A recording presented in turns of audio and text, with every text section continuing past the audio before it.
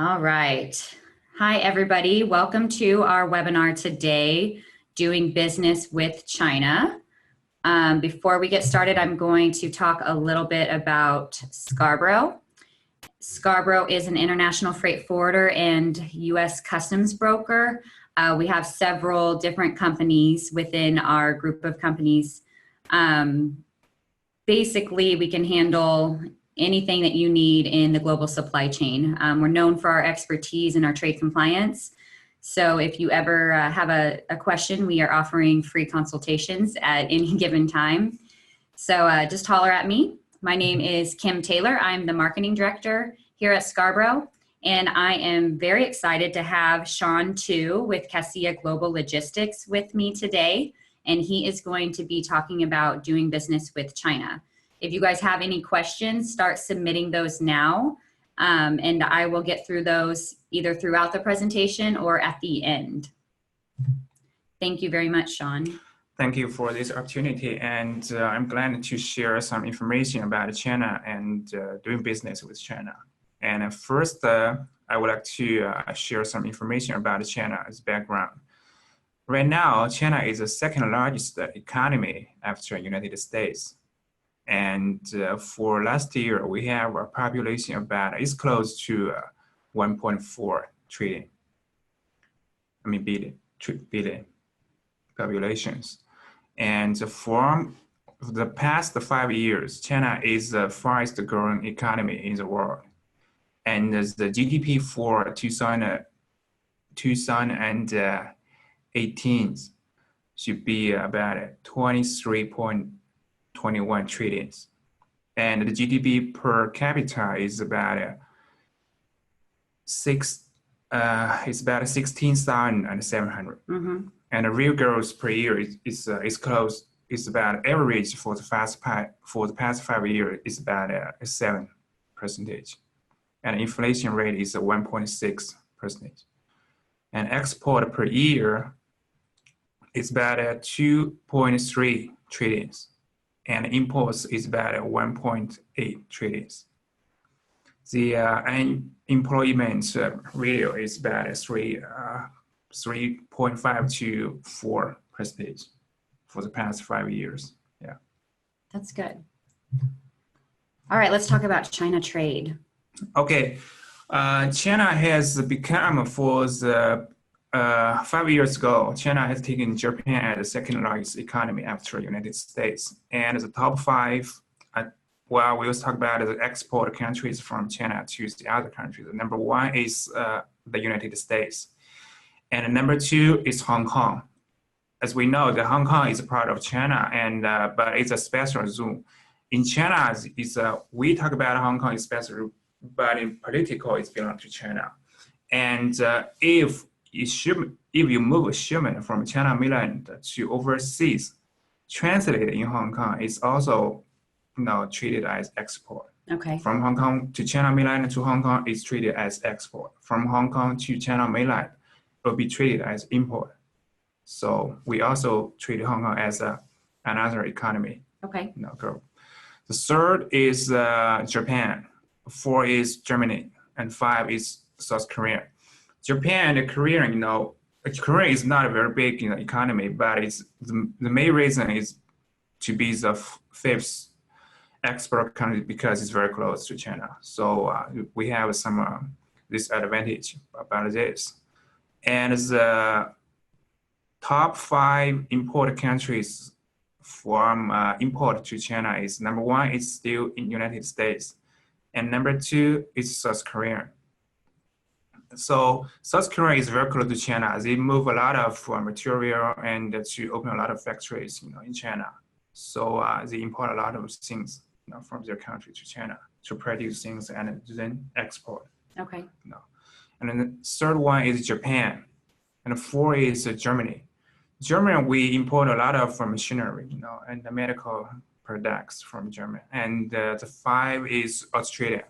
Australia is mainly, we import a lot of raw material, like steel material, raw material from Australia.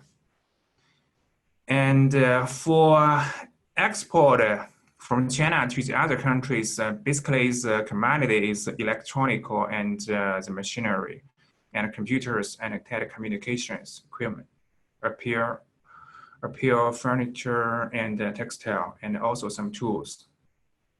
And for imports from these main countries is about the high quality machinery and computers, oil and mineral fuels, and optical and medical equipment, mental oils and motor vehicles, and also very high quality motor parts. And of course some soybeans, especially from US, but currently it's not. We don't import from US. We move to Brazil because of the tax. Mm-hmm. Because of the recent tax, which of course we know locally, because soybeans is Missouri's biggest export. Yeah. So obviously that has affected this industry as well. Hopefully those tariffs will be lifted. We hope so, yeah. So I was asking you earlier about districts and the different business sectors and the different industries in China and what goods were made. And one of my biggest questions to you was, what is made in China? And you quickly answered, well, everything, right? So let's talk about the different districts and where the factories might be, and I'll let you take that over. Okay, so basically from the north of China is mainly the products is heavy industry.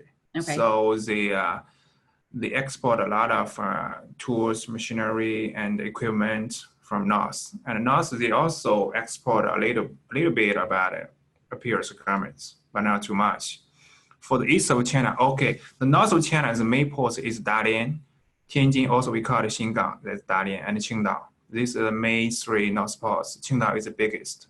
So we see a lot of heavy freight from the north. Yes, it's heavy cargo. So yeah, that's but the carriers and shipping lines also know that they have a lot of heavy cargoes from north. So they have some very good weight limited for north to export to other countries.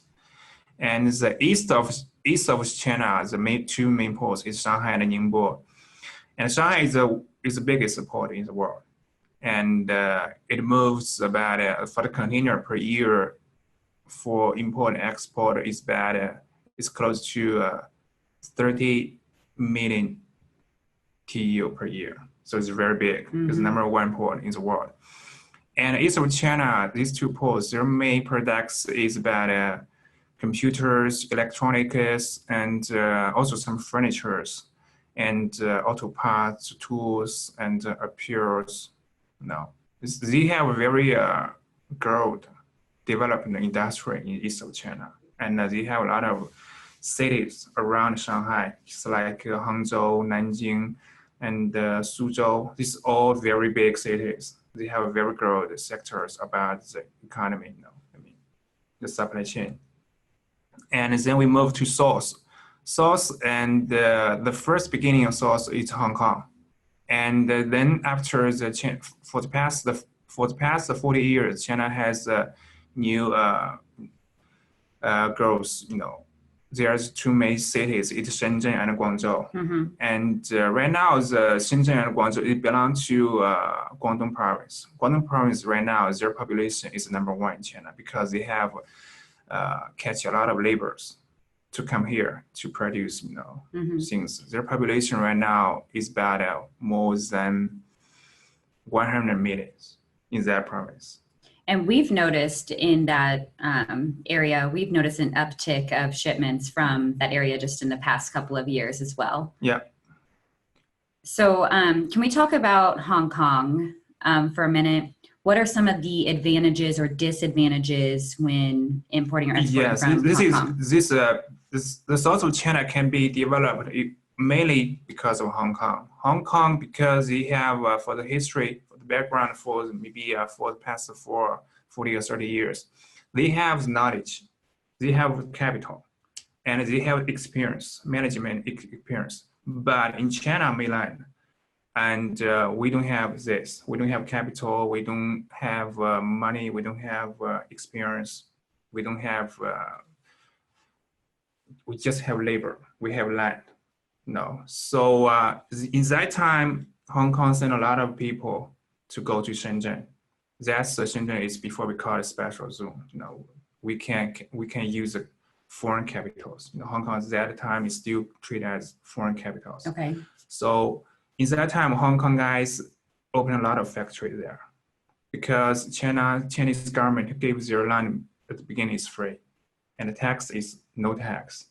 So in a short time, Shenzhen is a miracle. Shenzhen before, for 40 years ago, it's just a very small fish knowledge. But right now, it's number four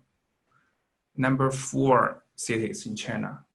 The population right now is also about 15 millions, in Shenzhen. Okay. Yeah, that's very big. So for a Hong Kong company to open up in Shenzhen, Yeah. they didn't have to pay any taxes to the government. At the beginning, yeah, because China wanted to develop economy.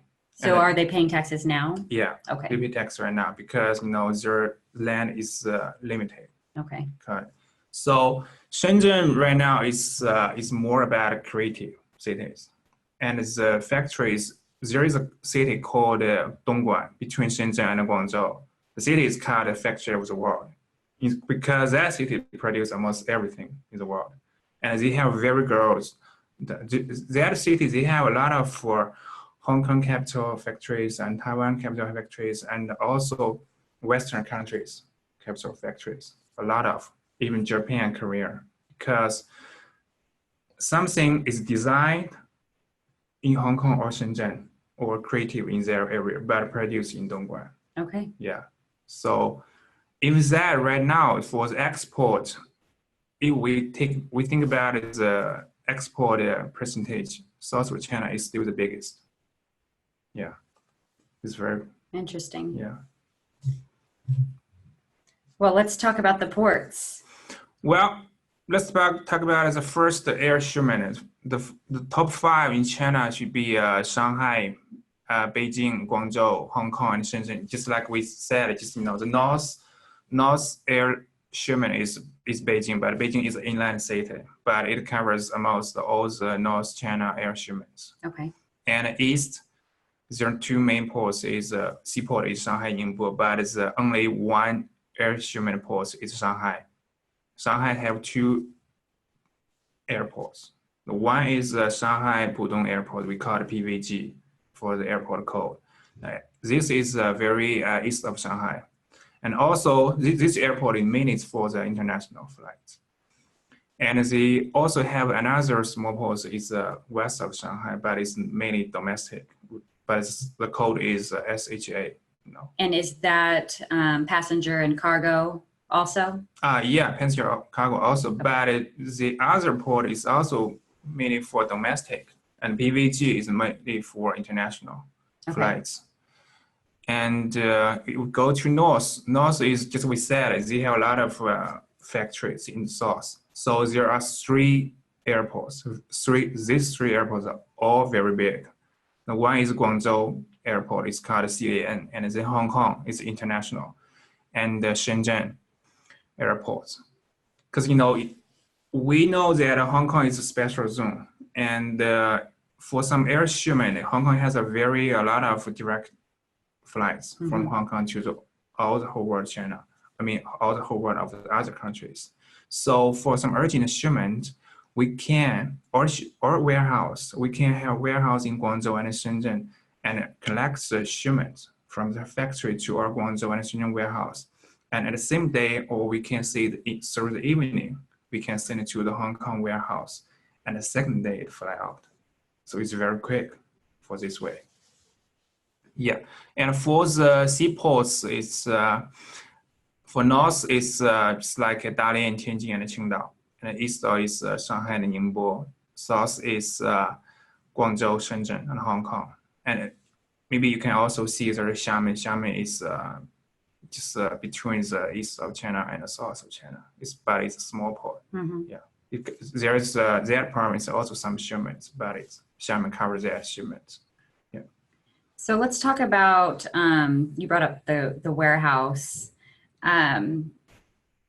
Is this something that you guys can provide a service for when it comes to multi-vendor consolidations and maybe even building a box, for example, of different clients' freight? Is this something that you guys are capable of doing?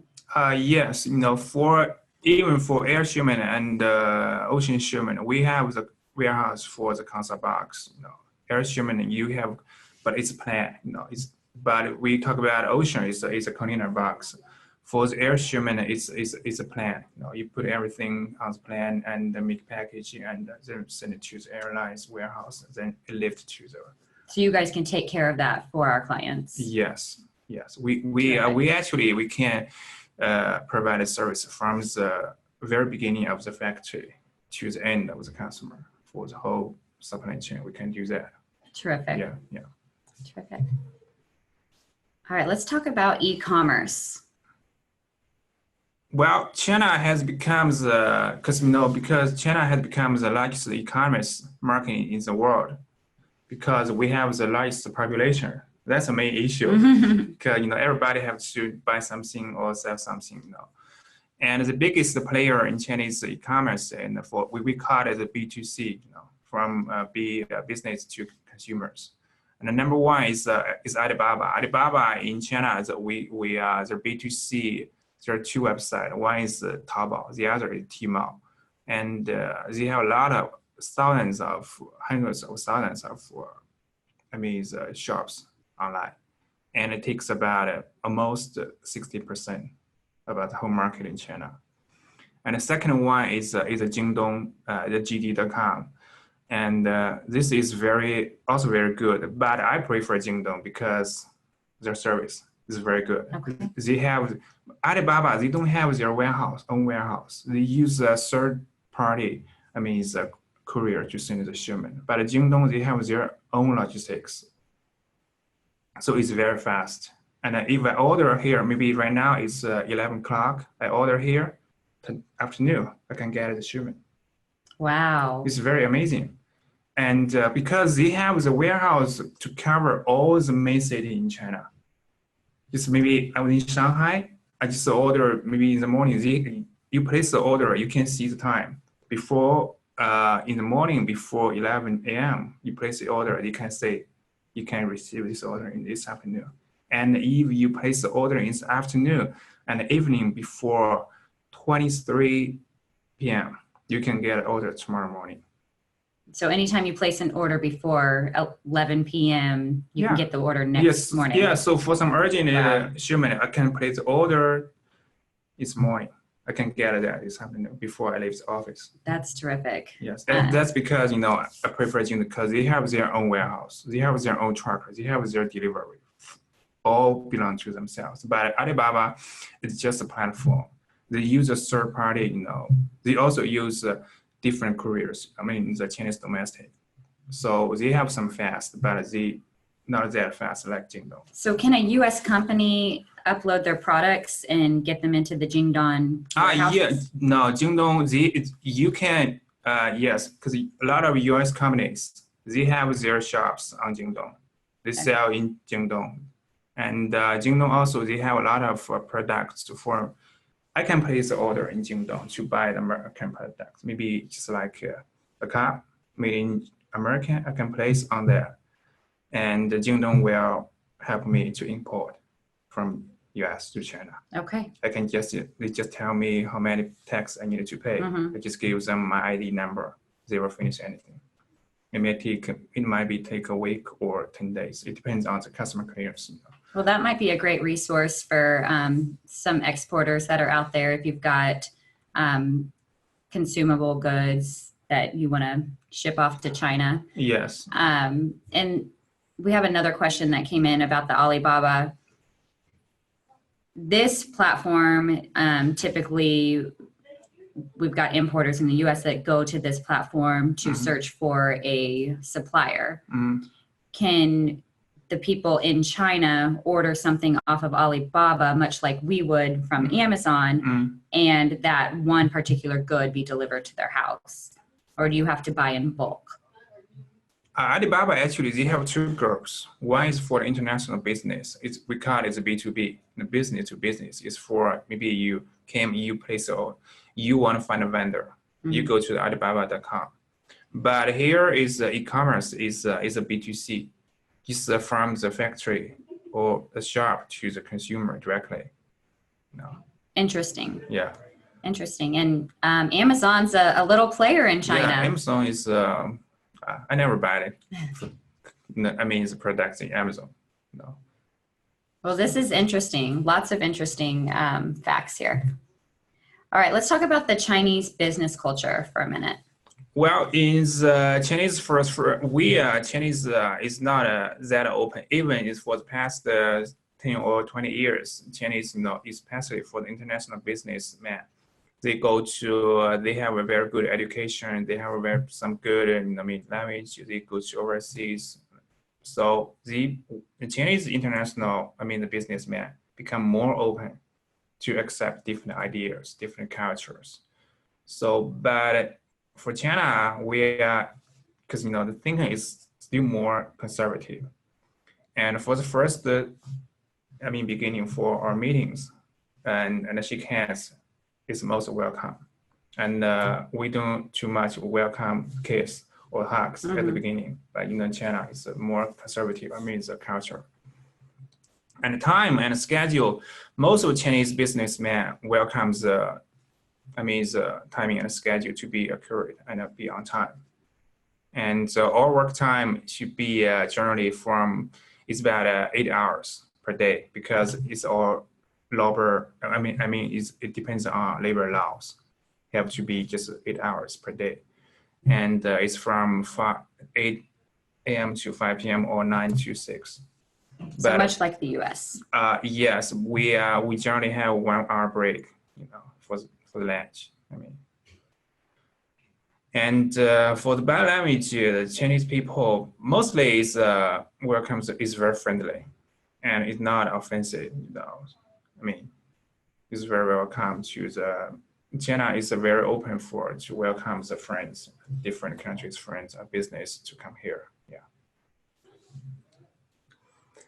And the corporate culture is.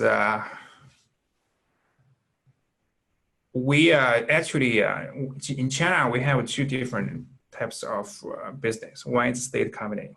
The other is private. It's very important to divide it into two companies. The state company is more regulations. It's more conservative about its culture because it's controlled by the central government or the local government. And the private is more flexible. And their aim is to provide more valued service to the customers. But state company is more follows, the government's regulations. So it becomes more conservative. That's important to know that you are dealing with a state company or private company. But if you just buy small shipment or not very big shipment, generally it's private company. State company is controlled by the very big, just energy, railway, airlines, power, just like this. It's very big companies, yeah. Just so the government to do business. It's very different. If we were entertaining a new client in China, we're a U.S. exporter and we want to entertain a new buyer, what's the best way to do that? A new buyer? In China. A China importer. China importer, because you have to know the Chinese people, because China, mostly you have to know Chinese business mostly is take care we have a dinner together or lunch together. China is care about more also a long relationship partnership with with the partners. So, but they are also, if you go to China, government is the first. You have to know the regulations, and the personal relationship is very, very important in China. I know it's in every country, the relationship is very important, but in China, the personal relationship is the most important in China. Okay. I mean, the relationship with government, you can have some better policy, or it's different kind of. Okay. So if you want to sell your cargo in China, you better find a person or company has a very deep relationship with, the government or the market person in charge. We have another question that came in here. If our company is not at the point to travel to China, what kind of resources or what kind of things can you guys offer? So I think I can answer this on Sean's behalf also. Scarbrough has some very close partners, just like Sean with Cassia. And they are always willing to go into the suppliers, your new suppliers or your new buyers' doors and meet with them. And they're willing to establish that relationship. So if you ever have somebody in China that you can't meet with, definitely let us know, and we can send Sean in to meet them. Yes, we are actually Kim, and we have worked with about several years. So we have a very trusted relationship, and we value our customers, even potential customers. And in China, there is a lot of vendors. Even sometimes it's trustful, but you never see them. You don't know what will happen. But so it would be good for me to visit the shippers, the vendors, to see what the factory looks like, and should I trust them? Because the Chinese vendor should be just give you one side. They are very friendly, they are very trustable, but you don't know the fact. Mm-hmm. So just like for the vendors we work with, we also wanted to. You are working with a consignee here, and we are working with a vendor in China. We wanted to be very close for me, Scarbrough, the consignee, and the shipper. It's a circle. Yes. It's just very close for each other and very satisfied for each other. That means we can focus on the business. The relationship is just there. Mm-hmm. We can focus on that. We can go to the face-to-face to learn what is he wanted to say and what is the concern. So, and that's something that Scarbrough prides ourselves in, is we have very close relationships with our clients. Yeah.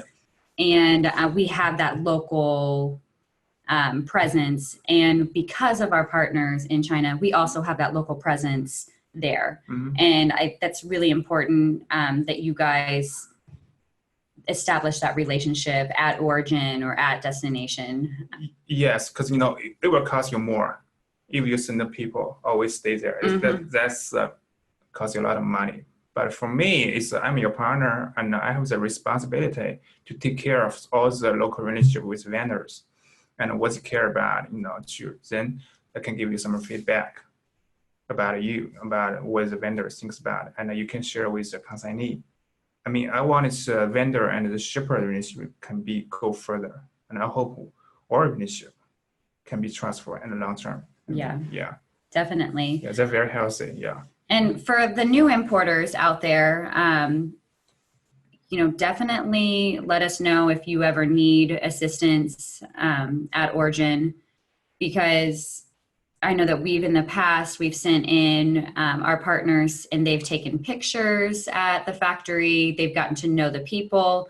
They've gotten copies of certificates, that type of thing. And they are always willing to do that. So we're here to make your job easier. So definitely let us know if we can do that. Yes, definitely. That's no problem. Yeah. So let's move on with the culture. Okay. So when you have a meeting with a Chinese businessman, the dress should be before it's very conservative shoes, but right now, just like we said, for the past 10 years, China has become more open. It's okay for them to accept different ideas and opinions. So but a suit is still welcome, proper suits. And even you wanted to share to experience, you are a very special person. That's fine. Yeah, we welcome that. That will not affect our business. But we also think we don't think about it. That would be not impact respects. That's fine. But we prefer to be a suitable case. I mean, that's most welcome still. Yeah. And just as I said, there are two companies. One is a state company and the other is private companies. A state company is more conservative. So I would suggest if you meet with a state company, you better to dress more conservative. Yeah. Very formal. Yeah, it's very formal in case there is some, improper issue, I mean, the greetings, when you talk about it with the Chinese people, nodding and smiling are very common greetings. And if you see something they're great, they were nodding and smiling to respond. I mean, what you're talking about? That's very popular. And in business meetings at the beginning and at the end, the shake hand is very welcome. So to say hello and say goodbye. Yeah. Okay. And language and communication, we for the past 20 years, because Chinese school even from the primary school, we have begun to learn English, and in the middle school, university, English is a must. So in China, a lot of young people, I mean, for the age around 30 or 20 or even teenagers, they all can speak English. Okay. So they might not be speak very, better English, but generally easy things that you can understand and they can give a response. That's fine. Yeah. So English is very popular in China. Of course, Chinese people, they can read more than speak. Mm-hmm. Because we are living in a country, there is no too much foreign people, but we read more English book. And we have tests, we read more, but we don't speak more because we speak Mandarin with our brothers. That's the point, yeah. And a conversation is always happening, and you can conversation is happening anywhere. It's you can talk in the meeting room, in the lunch, but most of the time, the Chinese people's business is talking about when you have a dinner or lunch with your partners. It's very important. So you do most of your business over lunch or dinner? Yes, we will have some talks in the meeting room, in the company. But if the time is proper, just like maybe in the morning, if we have a meeting in the morning about 11 a.m. finished, or afternoon about 5 p.m. finished, then Chinese partner will invite you to go to lunch or dinner. It's very natural. And it's a very, very friendly welcome to have a lunch or dinner with the partners. Yeah. Okay, well, that's good to know if you're trying to do business with China, definitely. Yeah. Trade agreements. Yeah, China has maintained 14 free trade agreements with these countries. It's Maldives, Georgia, Australia, Korea, Switzerland, Iceland, Costa Rica, Peru, and Singapore, New Zealand, Chile, Pakistan, and other Asian. Yeah, the other Asian countries. It's a union. Yeah, mm-hmm. It's a union. So it seems like there's like a lot of agreements. Obviously, there's the news going on right now with the China and U.S. trade talks. Mm-hmm. Just announcement after announcement between your president and our president. Hopefully, sooner than later, the countries will come to an agreement. But in the meantime, just as a U.S. custom broker and freight forwarder, we've seen an influx of shipments. Mm-hmm. A lot of companies trying to get their inventory in before they're taxed with the new 25% tariff that has been announced. There have been a lot of product exclusions. There have been 5 announcements thus far on list 1. They're undergoing the process for list 3 right now. Mm-hmm. And hopefully the talks will lift a lot of that. So me personally, I foresee that there will be an agreement in the future. I just don't really know when. And I've been following this very closely for over a year now. Yes, because this talks it began for the past year, for last year, and it lasts for 1 year already. But we also hope that we can have an agreement for both countries and to increase the tariff for both sides. It will be helpful for the international trade, and I think it will be very good for the two countries, peoples as well. Yeah, and I did just see in the news also that there has been an exclusion process started in China for the U.S. imports coming into China. There is an exclusion list for some of those products as well. Yeah. So that's also been announced. So they're working on something. So yeah, just like play games. Yeah, just like yes, yeah. exactly. So let's talk about Incoterms really quick. We do know that the Incoterms are actually going to change this fall, and then they'll go into force January 1st of 2020. But for now, the most popular Incoterms that we see for U.S. exports to China are on a CFR, CIF basis, and also on a DAP basis. Yeah, because DAP is very close to DDP, but that's why. Because the reason the shipment from U.S. China, the U.S. shipper will accept DAP because the China's tax is not very stable, and it's better for the import tax in China to be responsible by the Chinese consignee. Okay. So it's very hard to evaluate. So how does do you guys have a value-added tax, and does that importer get any of that back? Yeah, it based on the HS code. The customer HS code. They have two tax. One is import tax. The other is VAT.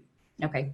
And the different products. Maybe here in US you have one HS code, but in China it might be another HS code. The tax might be different. So. Right. So the taxes for the importer in China are going to be the whatever the duty rate is for that HTS or HS code, and then also a value-added tax. Yes.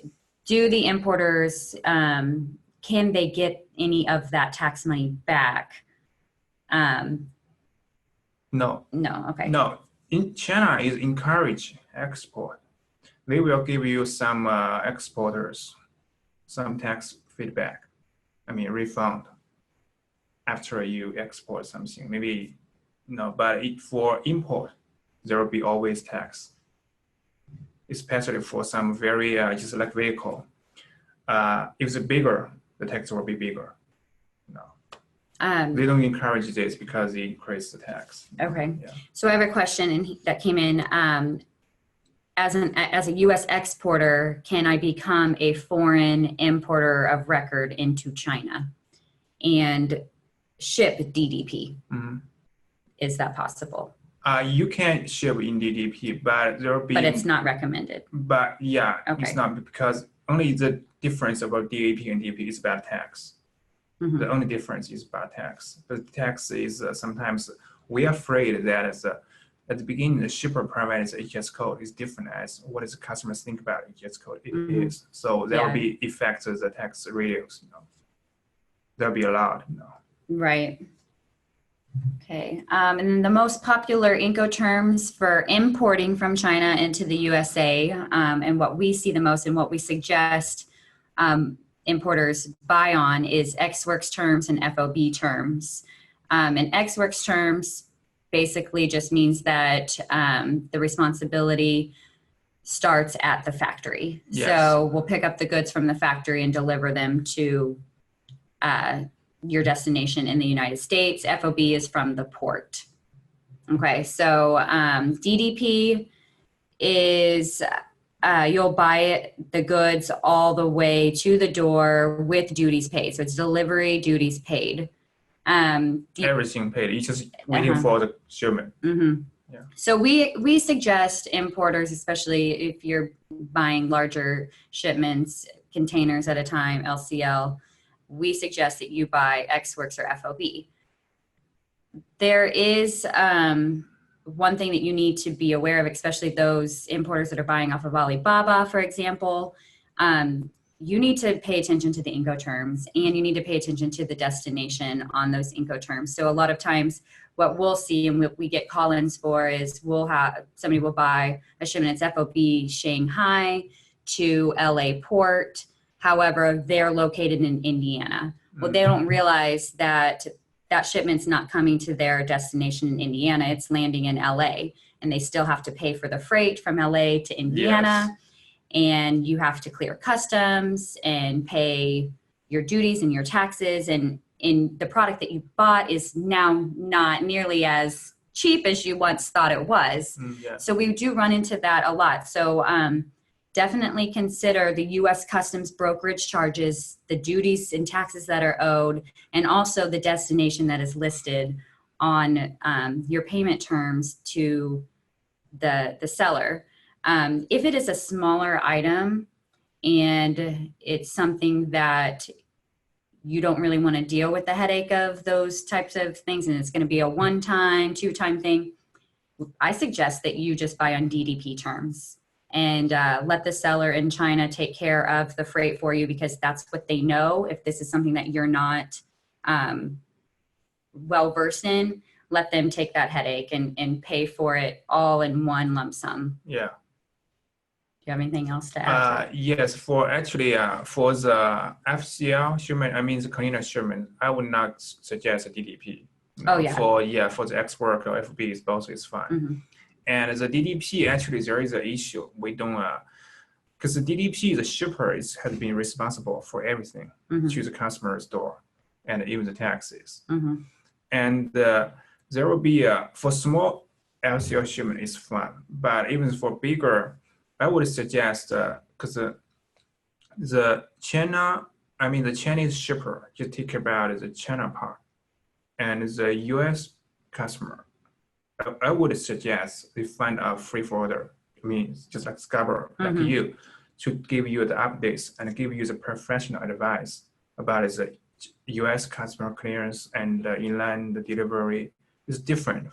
I mean, yes, it's very different. Yeah. So obviously, if you're importing more than one time in your lifetime, you need to talk to an international freight forwarder or U.S. customs broker to help you through that process. We're the experts. We can tell you what to watch out for. I'm just giving you warnings from a lot of call-ins that we get from people not doing their homework before they buy a product off of Alibaba, for example. But, if you're a larger importer, you want to buy on FOB or exports terms. I wouldn't ever suggest the DDP. Yeah, but we have some customers. They send shipment from China to US, and the term is DDP. But most of the consignee will accept the DDP term for the second time because they contact the shipper to ask where is the shipment. The shipper don't know, and they have to ask the agent. There is another day. But if the other term, you just need to contact with your U.S. local. I mean, for the agent like Scarbrough, they can give you, because you are in the same time zone, and you can give it updates, maybe just 1 minute or 10 minutes. You get a result. So what Sean's saying is, if you're buying DDP, you do not have the visibility. You do not have any control over that freight. You don't know where your freight's at. Yes. You are not in control of any of the charges. It will just show up. Experts in FOB, very transparent. You will have all visibility as to where your freight's at. You will have control as to where it comes from and where it goes, and your preferences. And you'll see the charges for that as well. Yes. Okay, so if I am a new buyer or a new seller and I want to find some new vendors, new clients, here are some resources listed. We've got, trade shows are a big one where we send people. If you're a new buyer, there's different sourcing agencies out there. If you've already found somebody that you wanted vetted, obviously we've got our partners here. Sean can go in and find out if this company is a legit company to work with or not. We've got different websites you can go to: Global Market, Made in China, and then different resources for exporters here. Always use your U.S. Commercial Services, export.gov, your BIS websites, and then there's a Global Cities initiative that is happening, and they're planting across the U.S. at the different local World Trade Centers, and they've got a lot of resources for new exporters as well. So that wraps that up. So I'm going to bring out a couple of the questions that have been submitted and that are coming in. The first question is, can an American company own a business in China? Yes, they can. They have two ways. One is fully owned. I mean, the capital is totally owned by the foreign companies. They can open the factory in China. That's fine. The other is joint venture. As we know that for the big companies, just like a GE or GE is joint venture. The reason because China had to take the holdings. I mean, it takes the 51% about the holdings for the vehicles. But for the the other not very important industries, it's fine for the foreign companies to have a whole the capital.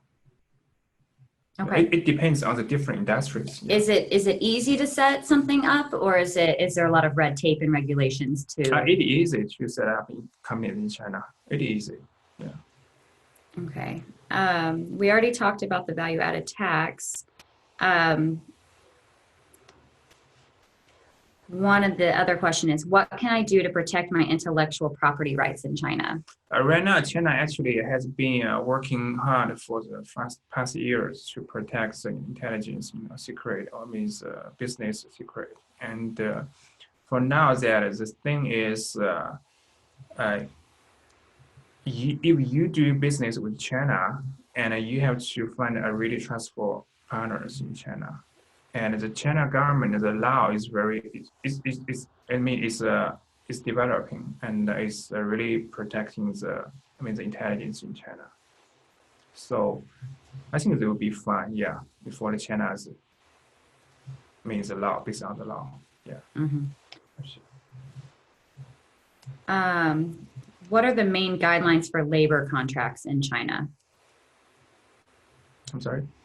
What are the main guidelines for labor contracts? Should we be concerned with labor law? Should we be concerned with? Yes, labor law is about every company should be follow with, and every worker should have signed a contract with the company. Okay. How many years and salary, and also it depends. But the salary it depends. And it depends on the salary, you have to pay the tax, every month. Okay. No, that's a must to open business in China and sign contract with every colleagues. Oh, good. Well, is there anything else you want to share with us today? Yeah, I think China is actually, it's for some people might think China is still conservative, but for China has different parts. For the east part close to the ocean, it's because this part is have a lot of international business tradings, just like East China and Shanghai, Ningbo, and South China, Hong Kong, Shenzhen, and Guangzhou. These cities are even, I think the class is about developed countries. It's kind of same salary. So they have very good knowledge, education, and background to do the international business. And because of the labor cost increase, a lot of factory moved to the west or the middle. But intelligence, the education and the creative, it still stay in the west, still in the very east of China. But you find the country just like you, if you want to find a supplier, I would suggest to the east. The East Coast. To stay near the because ports. they grow very well. They know more. They can give you very professional products. It's different. So the location matters. The location is very matters. Okay. Yeah, but some locations, the company is still maybe in Shanghai, but the factory is moved to the west. But it does matter. They will take care of their factory. You just take care of you should talk about a business with the company located in across the coast cities. Okay. So how expensive are like household items in China? So for example, we had one of our, well, I don't think there's any other questions. So I don't know if you have anything else to add. I'm okay, but I welcome for any questions after about this webinar. Okay. So anything we can help. Yeah. We'd love to share about it. So yeah, if you want to contact Sean directly, you can. If you have any questions, you can contact me directly, and we are here as your resource.